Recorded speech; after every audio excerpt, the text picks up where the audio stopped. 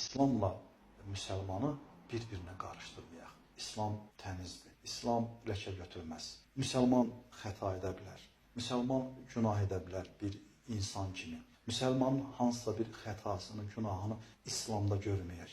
İslama yapışdırmayaq. İslamla müsəlmanı bir-birindən ayıraq. Bizim cəmiyyətimizdə çox təəssüflər olsun ki, belə bir anlayış var. Hansısa bir xəta edən, səhv edən, yanlış bir hərəkət edən müsəlmanın o səhvi, o xətasını İslama yapışdırırlar. Halbuki İslam ləkə götürməz.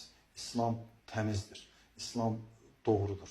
Mənim acizana bu insanlara tövsiyəm, müsəlmana baxıb dinimizə dəyər verməsinlər.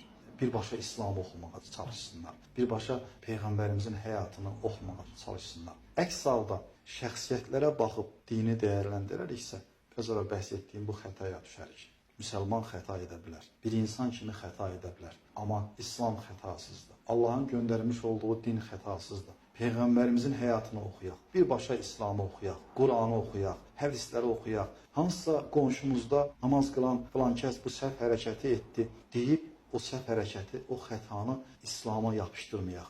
Çox mühüm məsələdir, Araz müəllim. Çox təəssüflər olsun ki, doğrudur, insanlar, belə bir söz var, şəxsiyyətə heyrandır. Şəxslərə baxırlar əsasən. Bugün namaza başlayanların da böyük əksəriyyəti birbaşa İslamın dini oxuyub namaza başlamayıblar.